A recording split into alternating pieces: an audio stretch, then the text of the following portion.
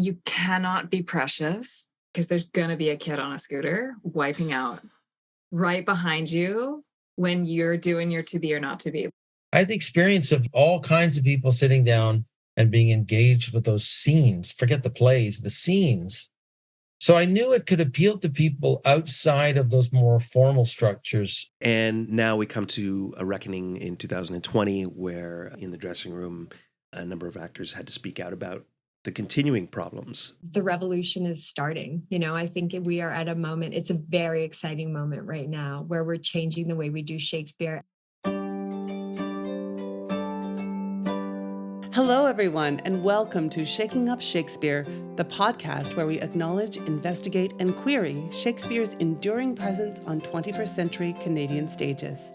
I'm Marlis Schweitzer, one of the hosts of the series, along with Liam Lockhart-Rush and Hope Vander Merwe.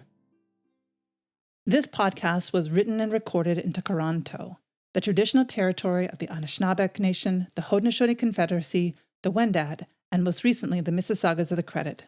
We're grateful for the opportunity to live and work on this land.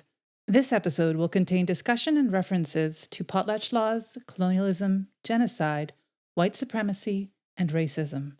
Listener discretion is advised.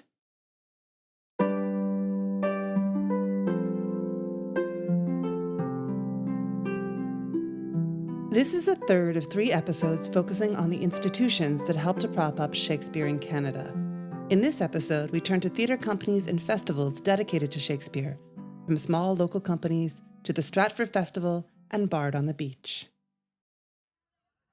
Let me paint a picture for you. It's a hot summer night.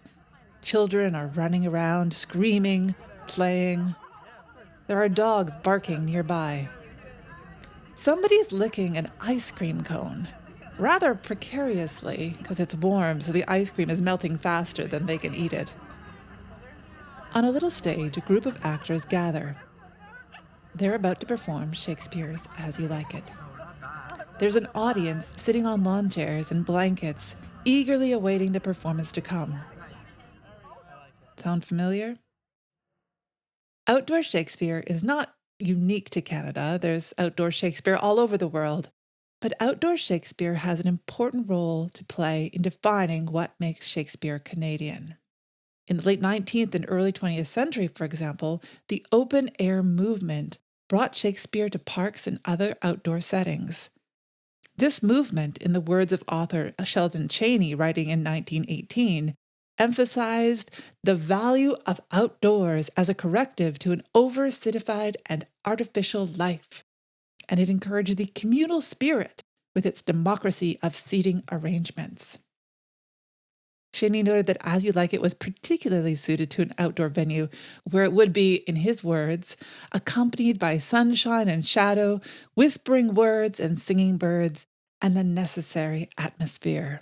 Chaney's words echo the anxiety of his era, most notably the perceived threat of neurasthenia, or what we might today describe as nervous exhaustion or burnout, condition widely attributed at the time to emotional overstimulation and exhaustion from city life. And of course, Chaney was writing at the end of World War I. So in that context, open-air Shakespeare was a salve to the wounds of city life. And it also served to democratize Shakespeare, at least in principle. Plus, it was good for business and tourism, not unlike today.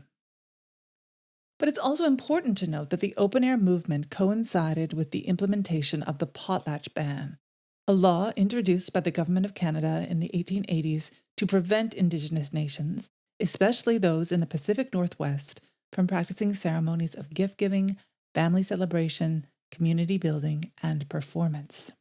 According to Section 3 of the Indian Act, signed in April 1883, every Indian or other person who engages in or assists in celebrating the Indian festival known as the potlatch, or in the Indian dance known as the tamanawas, is guilty of a misdemeanor and shall be liable to imprisonment. And any Indian or other person who encourages an Indian or Indians to get up such a festival or dance or to celebrate the same is guilty of a like offense. Now widely acknowledged as one of the more egregious forms of attempted cultural genocide instigated by the Government of Canada, the potlatch ban was finally revoked in 1951.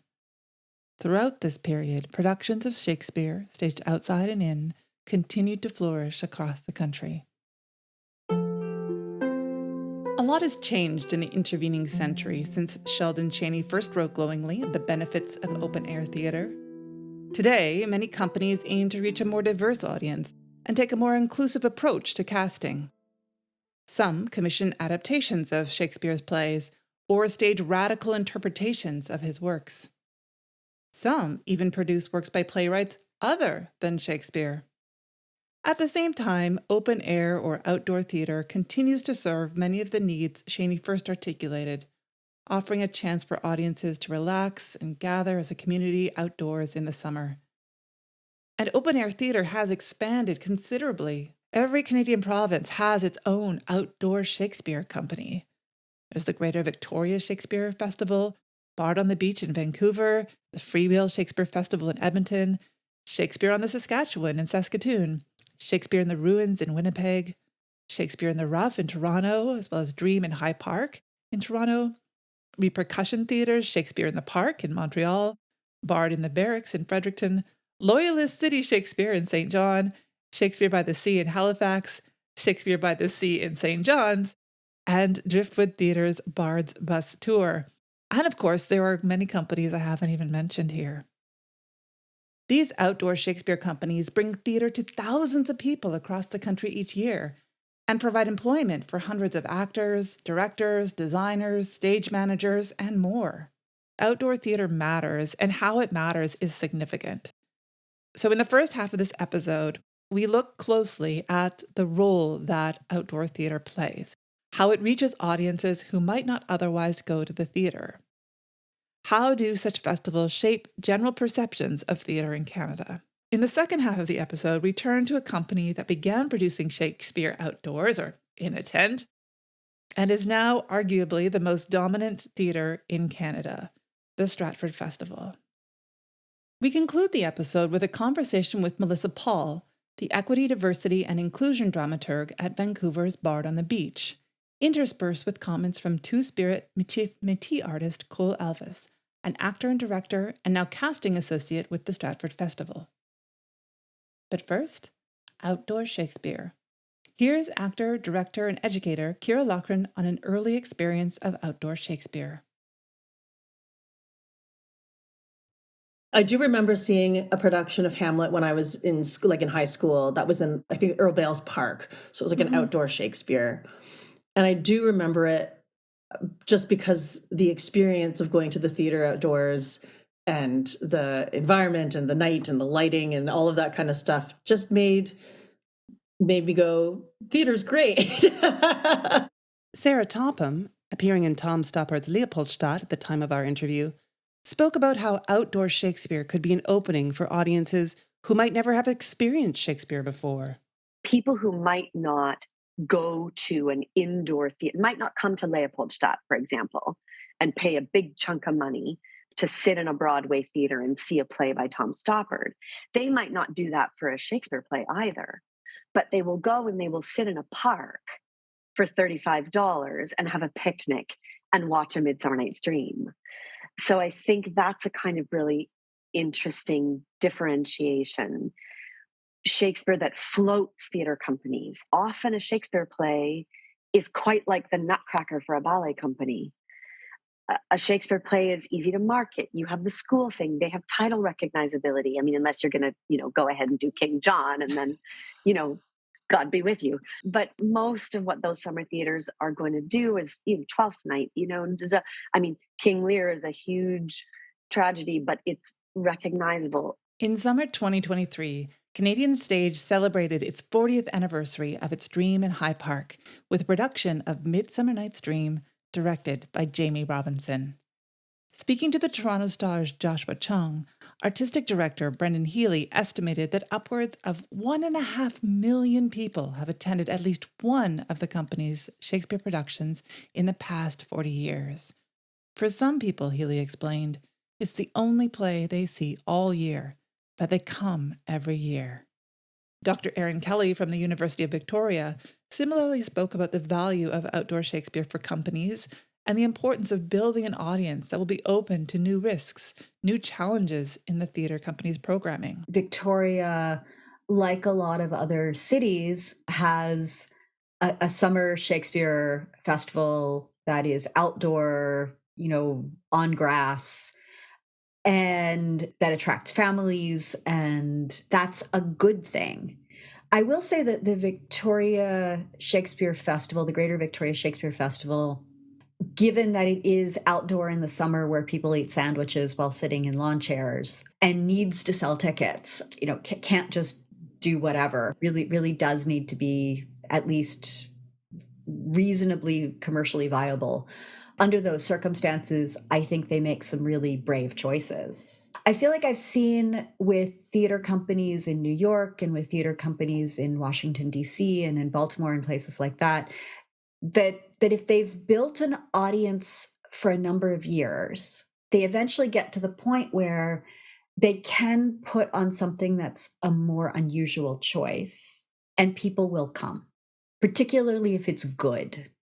Not done dutifully, but done interestingly. And so I really admire Greater Victoria Shakespeare Festival for saying, okay, even if we are only going to do Shakespeare, and that is their mission, and I'm fine with that. But a couple years ago they did Cymbeline. This coming summer they just announced they're doing All's Well. It's a tricky play. I respect the fact that I think part of their calculation is we have enough history and we have enough of an audience that if we put it on and we do it well, people will come. The audience will trust us. If we do Two Gentlemen of Verona, people will come. And I'm not always sure that Stratford or Bard are willing to take that same gamble. Another company willing to take that gamble is Shakespeare on the Saskatchewan, as Guelph professor Peter Cooling explains. It's an outdoor company on the banks of the South Saskatchewan River in Saskatoon, right near what was formerly the Mendel Art Gallery. So they had, for a little while, it was not permanent. It's now since been replaced with a permanent sort of octagon with a tent that can go up and all of that. But it was an outdoor festival that still was done inside a large tent.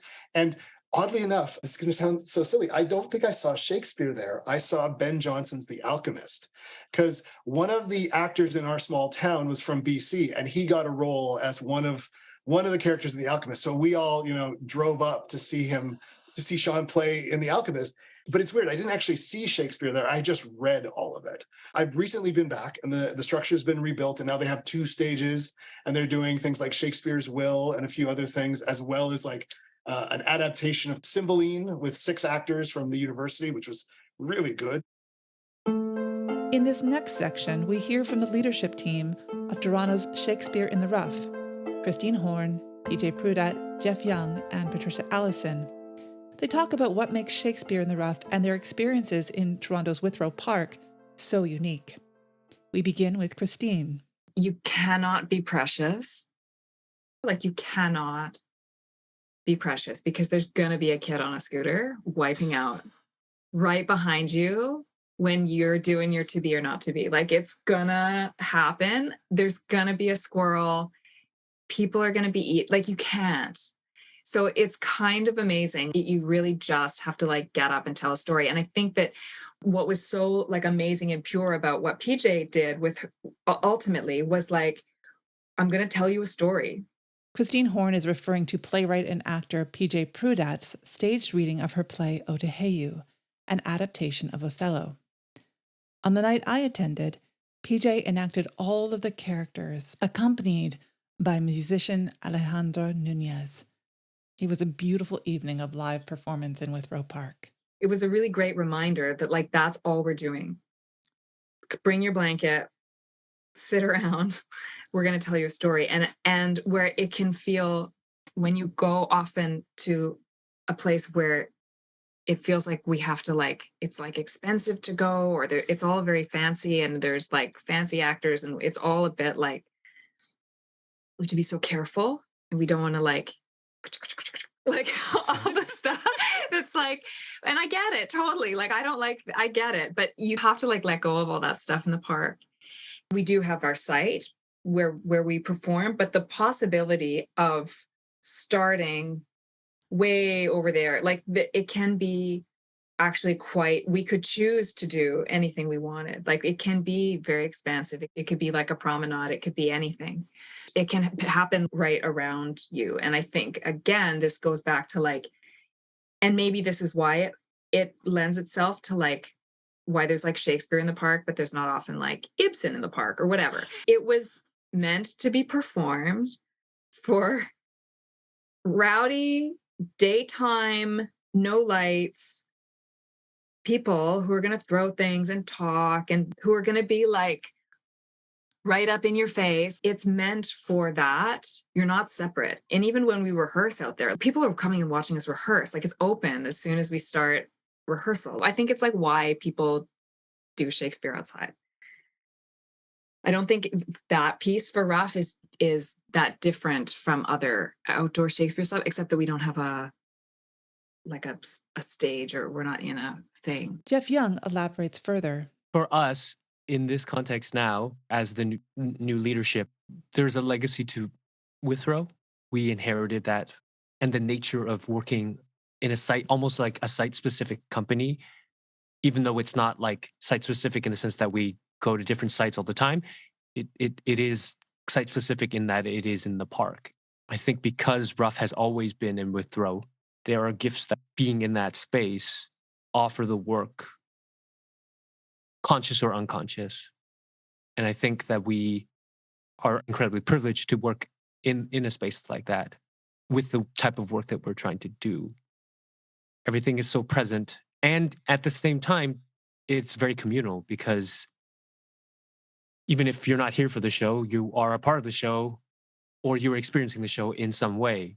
I think that lends itself to the work artistically, but the wider work of what we're trying to do also, I think, in terms of building community and having the work mean something to the community. Patricia Allison agrees.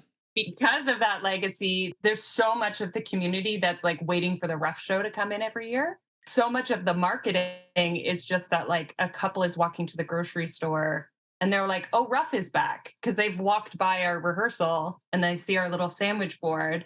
And oftentimes it's like the only theater show that they'll see that year. But because it's right down the street from their house, they're walking over with their picnic blanket to see it. So yeah, I'd say like that 10 years that this version of the company has been there has also just created its own sort of community that like a little bit is like waiting and expecting and is fully on board with all of the wild things that Ruff has done over the years. Ironically, the wildness and unpredictability of outdoor Shakespeare resonates with the early history of Shakespearean performance, as director Anita La Silva reminds us. I mean, if you actually look into the history of the Elizabethans, the pit, people were drinking and partying and having sex and taking a piss in the corner while they were watching Shakespeare. Like, they were doing all sorts of shit when they were watching Shakespeare. And also, Shakespeare's clowns, they would riff with the audience, jump out of the text on a regular basis and riff with the audience and talk to the audience and banter with the audience and come back and forth. And then we'd come back to the regular action of the story, right? So audience behavior was completely different in Shakespeare's time. And I think we are stuck in a Victorian version of Shakespeare that I think came over with the colonialism, right? That all that Victorian version of Shakespeare came over with colonialism, and it's kind of stayed in this country, unless you then bust out of it and try to find different interpretations. Outdoor Shakespeare, whether presented in parks or other outdoor settings, including city streets, can help to break audiences from their everyday routines. Here's Rahul Baneja on Company of Fools in Ottawa, where the performances of Shakespeare happened right in the center of the city. Around 1990, when as a teenager I was asked to join the first year of a company in Ottawa called Company of Fools. Company of Fools has been around, now 30 plus years, but at the time, in its first year, we were a Shakespearean street theater company. So we would do selected scenes from Shakespeare on the streets of Ottawa, either on Spark Street, which is a pedestrian walk, or where the Terry Fox statue used to be, which is beside the Confederation Conference Center, which is now the temporary home of the Canadian Senate. So basically, right beside the Rideau Center, the Terry Fox statue used to be there. And the way it was designed is that there were stairs that almost acted a bit like an amphitheater and a flat space that we could perform on. And we would busk there in the summer times. I did that over 2 summers. And that's really where, as like a 14, 15-year-old, I was doing Henry V, the Scottish King, Bottom from Midsummer's Night Dream, Romeo. I used to do Bottom, and I would do Launce and His Dog from Two Gents. I learned then how many laughs there were in Shakespeare. I wasn't playing those characters in a full sense. I was doing a scene, I'm doing 2 or 3 scenes from Macker's, 1 or 2 scenes from Henry V. And we'd switch too. So, you'd be Hamlet and then you'd be Rosencrantz of Guildenstern in the next cycle. So people would get a fair turn, and the women played the men and the men played the women. Usually the women played the men because there were more women in the company than there were men. We did have a theory and a mandate that Shakespeare was for regular people and that it was for the common man, to use the parlance of that age, I suppose. And I had that experience again, being very young, of people on their lunch break from their civil service job eating a hot dog, or Joe Clark walking around with his kid sitting down on the step one Saturday afternoon. I had the experience of all kinds of people sitting down and being engaged with those scenes. Forget the plays, the scenes, and throwing some change in our hats. So I knew it could appeal to people outside of those more formal structures. Dr. Peter Cooling likewise aims to make Shakespeare accessible to young audiences. He's recently been working with professional actors to create virtual reality or VR worlds for high school students to explore specific scenes from Hamlet and Macbeth. They can literally step into the character's shoes and interact with others. As he explains, his early experiences continue to influence his approach to creating these environments in VR. Growing up in northern Saskatchewan, there's something about the way I saw it as a kid that I'm doing in VR to recreate it. And what I mean by that is there was no deal that could have me not have the northern lights in Hamlet. They are there in all their glory, which is what I saw growing up in the north all the time. And the Scotland where we've created for these witches is not just a desolate heath. It's got these beautiful forests that sure are Scottish, but sure feel to me like where I grew up by the lakeside, like with the water and all these things, these vistas to look around at. So I'm trying to leave a little bit of my own experience and share that, because I want people to interface with Shakespeare and share the experience. I don't want it to be instructive. I want it to be shared. I want that experience to be felt by all the students, by all the audiences for any project I work on or see. So far, we've looked at smaller outdoor festivals, but this episode would be incomplete without acknowledging the tremendous influence of a festival that started out in a tent and now represents, for many, the epitome of Shakespeare in Canada. I'm referring, of course, to the Stratford Festival. The origins of the Stratford Festival, from Tom Patterson's initial vision to the raising of the festival tent for Tyrone Guthrie's triumphant production of Richard III starring Alec Guinness, has been told multiple times before. And we've included in our show notes a list of recent documentaries and published accounts. What becomes clear from these readings and from interviews with artists is the extent of Stratford's influence in shaping or defining what makes good Shakespeare in Canada, in determining what Shakespeare sounds like and looks like in Canada, and deciding who gets to play which roles, what bodies, what accents, what physical appearances can gain access to that stage. In fact, questions about the Britishness of Shakespeare and the prospect of a uniquely Canadian approach to Shakespeare hung over the very first season. We'll begin with actor and director Jamie Robinson, interspersed with comments from actor Sarah Topham. The legacy of the Stratford Festival in the 50s, coming over with Alec Guinness to do the first production of Richard III, I think it was, in All's Well. There was such a craving for British drama. That is real theatre. I have a letter, a copy of a letter that Tyrone Guthrie wrote to Alec Guinness in 53, or before 52, I guess, when they were talking about coming to start Stratford. And he said, "We must not go to Canada and build them an English, like a British theatre. We must go and teach them how to make a theater that is Canadian. And we had to ride the coattails of our colonial past. And we were excited about that because it was a colonial time. And as a result of that, because we had this company where there was an English component, Guinness, Douglas Campbell, Irene Worth, these English actors who came over, and Guthrie, obviously, but predominantly Canadian company, and everyone spoke in their own voice, their own dialect, for lack of a better word. So, and that has stuck at Stratford. And then you get to like late 70s, 80s, where, the argument was at Stratford, do we really have to speak with accents? Because there was a time where if you didn't speak in an accent, you barely get a part there. So we started to find our own voice, our Canadian voice. So over the years, you could have, say, Dominique Blythe, I'm just thinking to my early Shakespeare there, Dominique Blythe and Bernard Hopkins in All's Well That Ends Well, speaking in their English accents. Bill Hutt playing the king in his Canadian accent, me in my Canadian, Lucy Peacock in her Canadian, and we're used to that. And of course, in the 80s and 70s, Canadian theatre was starting to have their own voice, and we were getting new Canadian plays, and Stratford was becoming a thing on its own. And as Stratford modeled a more Canadian approach to Shakespeare, its influence throughout Anglo-Canada continued to grow, supported by generous government funding. Here's theatre critic and university professor Karen Fricker. It's been an adjustment to be now based in Toronto and in Anglophone Canada, and to see the existence and the dominance of the Stratford Festival in Anglo-Canadian theatre production, at least in Ontario, and the centrality of Shakespeare within that. Like, his works are the reason why that place exists.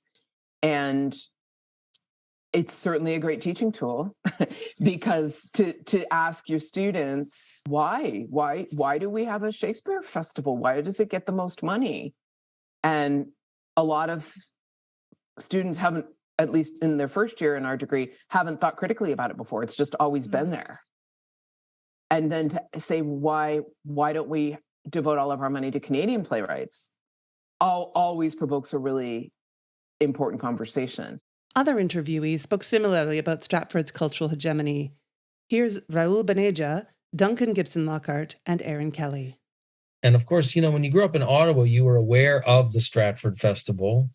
But I lived in Eastern Ontario, and that was Southern Ontario. And you kind of see it, like, how respected it is. Like, look at the Stratford Festival, probably the most, I don't know the numbers, but probably the most financed festival in Canada. In some ways, Shakespeare in Canada has become big business. Whether it's the Stratford Festival or whether it's Bard on the Beach, these are both really big, commercially successful enterprises that are interested in attracting big audiences, tourists, people who otherwise don't see a lot of theater. Stratford's reach, its dominance, means that what happens on its stages matters, not just in Stratford, but elsewhere. As York Theatre MA student Nassim Abu Sarari notes, this is closely tied to expressions of cultural nationalism. What's fascinating is, again, this negotiation of who got the agency over Shakespeare. Shakespeare is this cult hero. I use the term cult phenomenon or cultural phenomenon. He is a cultural phenomenon, and his writings rather are a thing to take and own, right? Because they're so good, they're so deep. They bring pride to whomever is associated with English literature or English language. We can look at Stratford Festival as being an example of taking agency over Shakespeare or Shakespeare legacy, so to speak. Shakespeare is part of a national or a cultural nationalism. He's like another segment that feeds nationalism, I think. The politics of representation have shifted over the last 20 years, especially with respect to race and casting. but not without the hard work and advocacy of many racialized artists. Here's Jamie Robinson again. My experience on how Shakespeare had to shift is that when I showed up 2003, 2004, I was approached by the administrative team there to address the diversity issues that were happening in Stratford. They literally, rightfully or wrongfully, just said, we need somebody to figure this out because we don't know. And they literally didn't know what to do about it. So myself and the other 15 non-white performers of 150 there got together a couple times in that season and just started having conversations. We had conversations with board members as well to talk about these issues. For some racialized actors, issues of access begin at the audition door. Here, Kira Loughlin recalls the frustration she experienced trying to get a Stratford audition while performing in the Dream in High Park in Toronto, her first professional gig out of theatre school. So it was a very, very good company, and I was understudying stuff and things.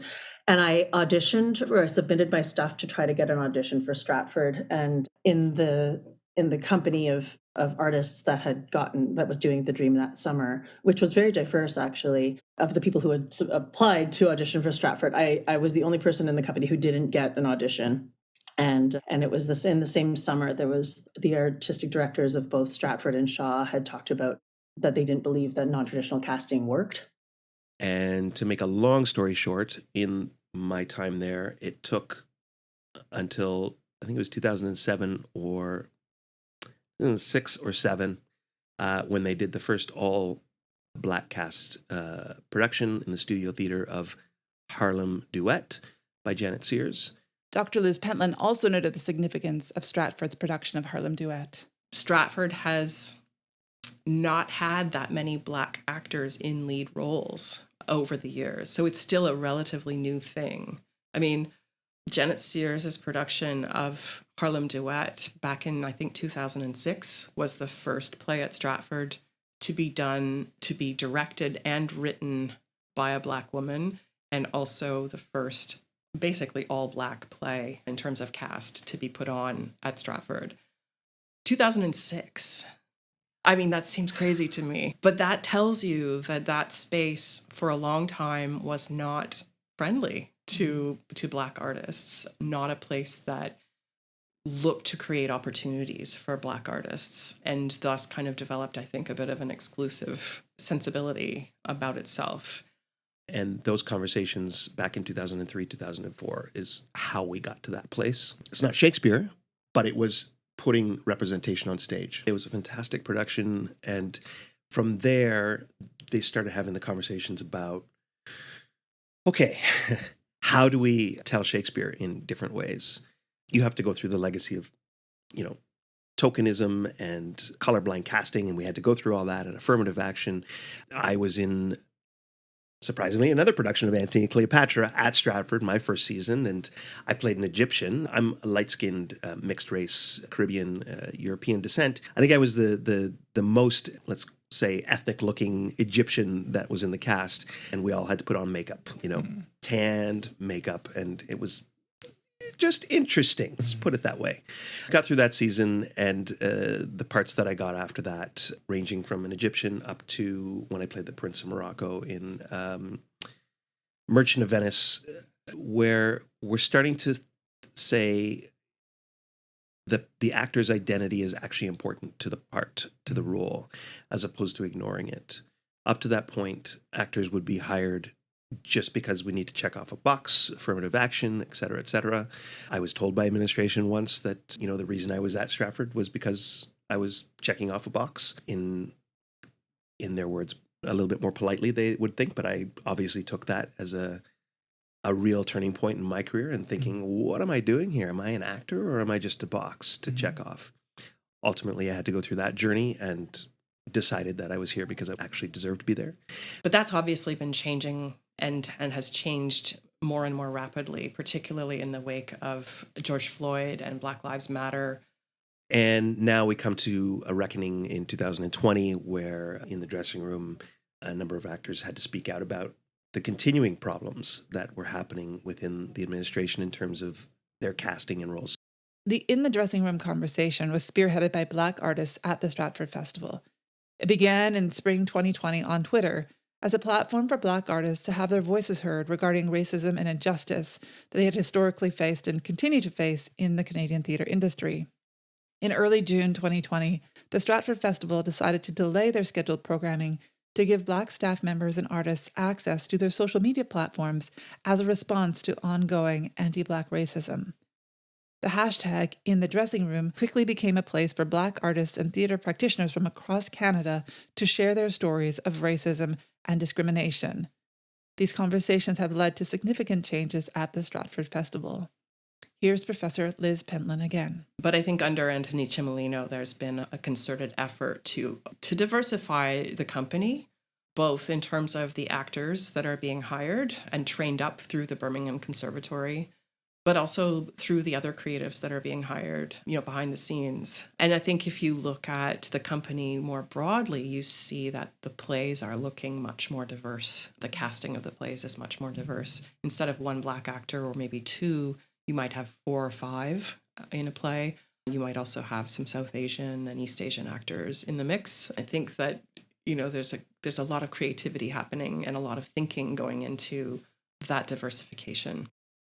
Nevertheless, some observers remain skeptical about the changes. I sense a lot of things around that institution that there's a feeling that they must continue to, at least in part, deliver the plays, quote unquote, faithfully, because otherwise they'll alienate their audience. I'd love to see the audience figures, right? Who's going to see the work? Who is this work being made for? And are in institutions that continue to center Shakespeare, who are they seeing as their audience? I mean, I've seen some great productions at Stratford. I'm glad that it exists in that it employs a lot of artists and devotes important money to putting shows on. But I do have a questioning relationship as to why do we continue to centralize the importance of this writer in Canada? And these are related questions to now with the death of Queen Elizabeth. Thinking again critically, and I think there are a lot of people who are always thinking critically about why is this country still in the Commonwealth? Why do we still have the monarchy on our money? Such questions resonate with many theatre artists and scholars. Cole Alvis, a two-spirit Michif Metis artist based in Toronto with Chippewa, Irish, and English ancestors from Turtle Mountain, has been an active participant in conversations about the future of the Stratford Festival. Here, she refers to the Stratford Festival panel, Nido Mishkogamwe, We Are All Standing Strong. Please see our show notes for a link to the video, which includes stories of endurance, resistance, and resilience told by members of the Indigenous Circle at Stratford. There's a conversation that Stratford hosted featuring Indigenous voices in the summer of 2020, where a lot of us had the opportunity to share our experiences of being at the festival. And within that, I put a call forward for the festival itself, inspired by the Goswenta, which is the Tura Wampum, which is a treaty between the Haudenosaunee and the Dutch.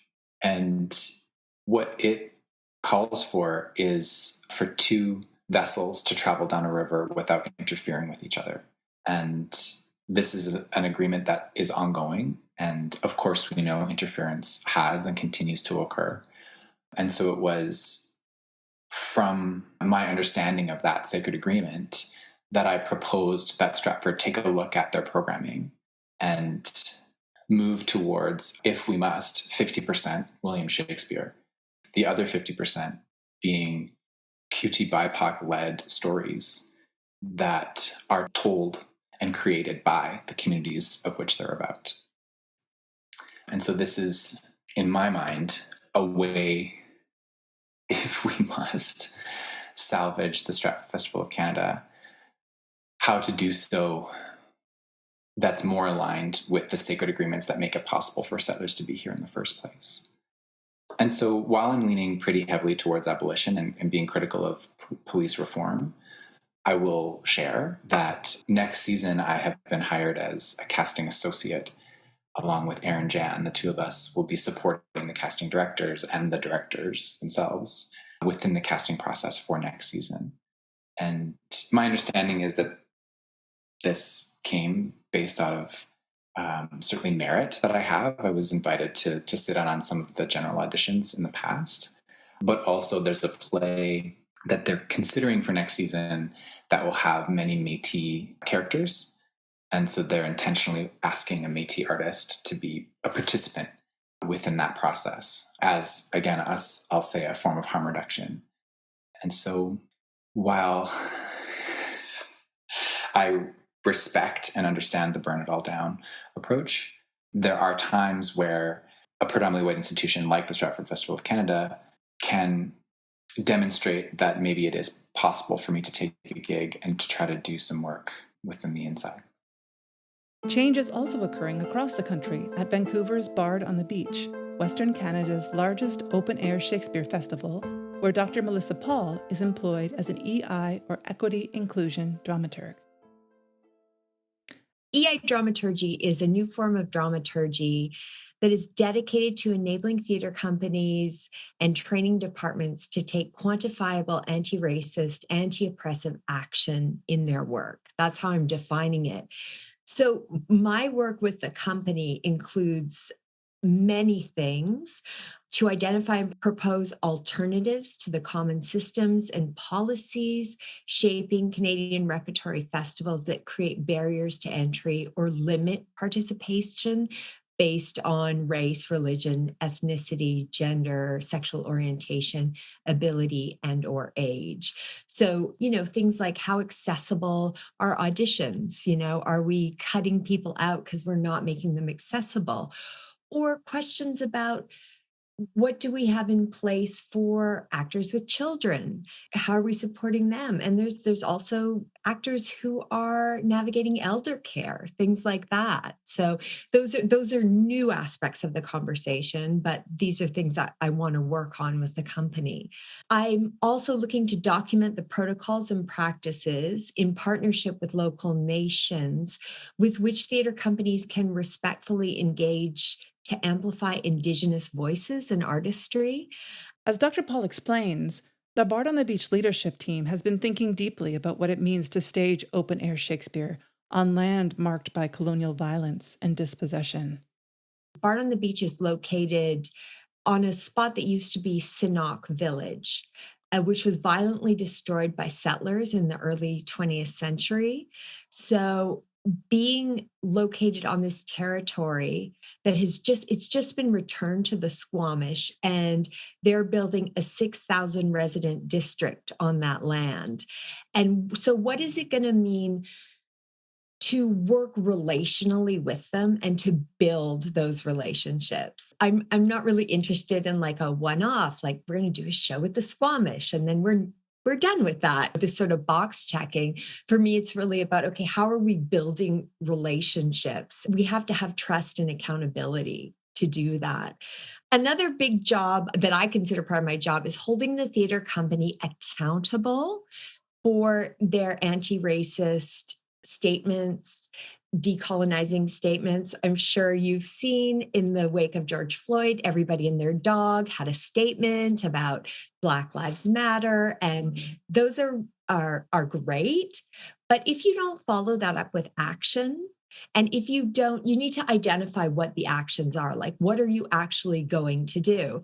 And in a best case scenario, you would actually say, where you went wrong in past, acknowledging sort of the problems. I think Stratford did that. And so my thing is, what are the measurable outcomes? And that to me is things like using cultural dramaturgies, feminist dramaturgies, knowing the land you're on and building reciprocity with those nations. I often see this work where people just will get a cultural consultant and they think that's their get out of jail free card. Well, we had someone Indigenous, so we did what you're supposed to do. And it's like, no, what is your relationship? Who's the design team? Who's the creative team? We have to be really connected. And then talking with the company about dramaturgical strategies, for subverting harmful and regressive representation of race, gender, ethnicity, aging, and disability in Shakespeare. So how are we going to do the Taming of the Shrew? Are we going to do the Taming of the Shrew? You know, Othello, The Merchant of Venice, Richard III, and King Lear. Why are we doing this story now? And we have to know that. We have to know its implications for underrepresented groups, and we have to have a really good reason to be doing it. Dr. Paul remains optimistic about these changes. The revolution is starting. You know, I think we are at a moment, it's a very exciting moment right now where we're changing the way we do Shakespeare, and we're not modeling it after some English, you know, perceived idea of how Shakespeare should or could be. You'll hear more about that revolution in upcoming episodes where we talk with actors, directors, playwrights, and others who are actively revising, reworking, and in some cases outright rejecting Shakespeare. So the next time you sit down on a blanket or a lawn chair at an outdoor Shakespeare production, ask yourself, whose land am I on? Whose stories am I watching? Whose stories have been ignored? And what can I do about it? Thank you for listening to this episode of Shaking Up Shakespeare. Stay tuned for our next episode where we'll dig more deeply into conversations about Shakespeare's colonial legacy. Shaking Up Shakespeare! This podcast is part of Resetting the Stage, a 5-year project that seeks to situate debates about theatrical representation and the politics of casting in Canada within a broad historical context, advancing dialogue with directors, playwrights, actors, educators, students, and other creators who are actively transforming professional Canadian theatre and university-level theatre training. For more information on other aspects of the project, please visit castingcanadiantheatre.ca. Interviews for this podcast were conducted by Marlis Schweitzer, Jeff Ho, Liam Lockhart-Rush, and Hope Vandermerwe. All episodes written and edited by Marlis, Liam, and Hope, with dramaturgical input from Jeff. Sound mixing and levels by Maddie Batista. ASL translation by Dawn Janney Burley. Original music by Faith Andrew. Special thanks to Charles Ketchaba and Will Innes at Fixed Point for support with training, development, audio equipment, and software. Shaking Up Shakespeare benefits from the following support: a Connections grant from the Social Sciences and Humanities Research Council of Canada, an exchange grant from the Social Sciences and Humanities Research Council of Canada, funding from the York Research Chair, and a York Research Support Grant. Many thanks to the wonderful people we've interviewed for sharing their important insights and perspectives. We could not have done this without you. Special thanks to our early collaborator, Why Not Theatre. And at York University, thanks to Dean Sarah Beijing, Mary Pecchia, Amy Mitchell, and many colleagues, students, and friends. Thanks for listening to Shaking Up Shakespeare.